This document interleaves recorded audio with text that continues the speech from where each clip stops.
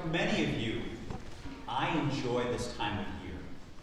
All things about it, the music, all the decorations, the gift giving, the cards, the smells, the tastes, and the lights. But did you know that this season was not really meant to be a gift preparing time, but is really meant to be a time of darkness? In nature, all around us, as you know, things are getting darker. The nights are getting longer, the days are getting shorter. So the early church leaders, we call them church fathers, they wanted this season to resemble what's going on in the northern hemisphere. They wanted all of us to go deeper this season, each year, to look at our prayers, to look at our fasting, to look at our giving of one another. But somehow we've kind of turned it around and we've jumped ahead a little bit. Now, one of the central figures in the Gospels all through Advent is John the Baptist. What I like about John is that he's very authentic. He really does things his own way. He wears goofy clothes that nobody else is wearing. He eats local food, just kind of real basic. And he's making no pretense about himself. He's not trying to be something he's not. So John can holler at the people like he did last Sunday's gospel. He can holler at them for being hypocrites. And I think he can do that because he probably understands what it means to be a hypocrite. I think John can speak clearly because he has entered into his own darkness. And then he can point the way to something else. Now there's a section from John's Gospel, chapter 8, verse 32, where Jesus says, "The truth will set you free." I know that's true in my life. But I want to add something to that. The truth will set you free. But first, it's going to make you miserable. If you really are going to be honest with yourself. Now, I believe a lot of people just go through the motions this time of year. And they don't really get Christmas because they don't really get Advent. For so many of us, we jump ahead. We want this to be a season of fun and parties and goodness and all things. We're jumping way ahead as opposed to staying like all around us in darkness. Because some incredible things can happen if you would go into your darkness. For example, just pretend the church is completely dark. And when you're in that state, you don't have to pretend to be something you're not, because no one's going to see you. You don't have to worry about how your hair looks. No one can see it. You don't have to worry about that zit on your face. No one notices it. You don't have to continue being fake with that fake smile and pretending everything's just jolly and wonderful. I have a challenge for you this week. I'd like you to go into your darkness. I'd like you to think about a couple of things. First off, think about where you are fake. What areas of your life do you put a pretense on? Second, what are you trying to keep secret in your life that you hope nobody finds out about? Third, what are you not proud of? Either your actions or your attitudes. And fourth, what burdens are you carrying? Let me go through those again. What's fake in your life? What are you trying to keep hidden from anybody to find out about? What are you not proud of? What are your burdens? You see, the wonderful thing, here's the good part, about this season is that we do not have to stay in that darkness. Now, some of you choose to stay in darkness. You say, oh, my life's terrible, and poor me, I'm not lovable, I'm never going to get along, I'm not going to have any friends, I'm not going to fall in love, blah, blah, blah. Or you choose to kind of keep blaming everybody for what's going on. Where you have this hurt and you just go around grumpy all the time, or you have this resentment about somebody or some people.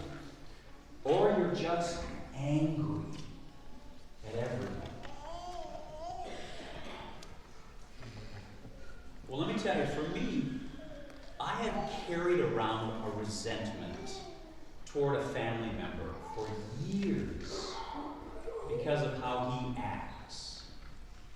And I keep wanting him to change. I keep wanting him to apologize. I keep wanting him to like be different. But it occurred to me just recently that perhaps he's acting that way because he is in his own darkness. And he hasn't been out to get me. It's just that that's where he's at.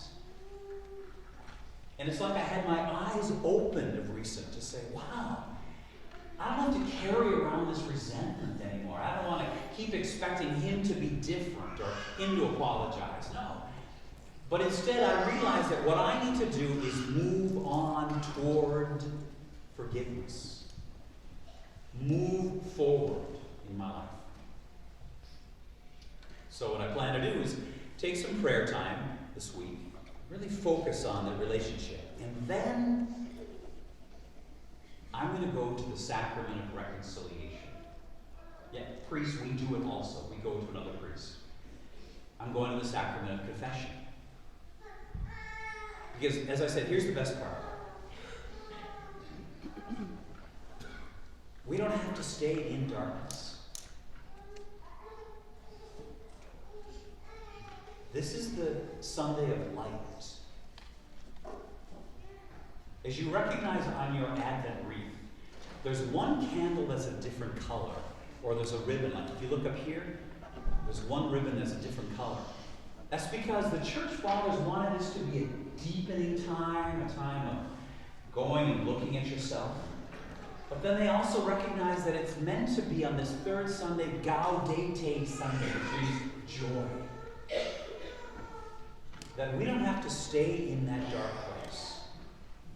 There's something beyond us. It's like John the Baptist, pointing the way to Christ, preparing the way for Christ. But for us to prepare the way, I think we've got to own our own dark places.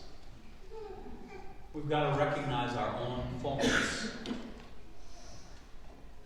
Now, the verses right after that second reading, that was from the letter of James, that's from chapter 5. The verses right after that, James says to the people, go confess your sins. Pray for one another. And that will cure you. In the 12-step programs, the recovery programs, the 5th step says it's important to admit to God, to ourselves, and to another human being the exact nature of our wrongs. To admit where we have been wrong, or to admit our own secrets, or our fake sense, or our burdens. That takes humility and courage. But I really want you to get the most out of Christmas. So I want you really to go into the depth of Advent and recognize that power of God that is waiting there. I'd like you to, again, take this week to ponder. What does God want for you? You need to really take some prayer time. How does God want you to be? Focusing on those 4 areas. And as you know, we always have copies of the homily in the kiosk, or they will be online. You can look them up. Go to our parish website. Again, for you to ponder, where are you fake? What are you trying to keep secret? What are you not proud of? What burdens do you carry? And then I invite you, I challenge you to come and receive God's forgiveness. Come to the sacrament of reconciliation. We're having a communal service on Wednesday night. We'll be down at South. There'll be a number of priests there. We also have a couple of staff members who are just available just to talk for some spiritual direction.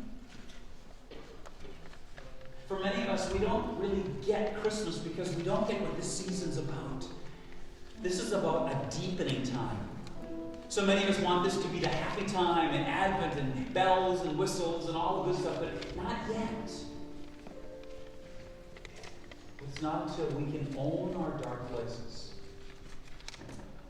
recognizing who we really are. We can stop pretending that we have it together. None of us do. When you can stop thinking of reasons why you don't belong.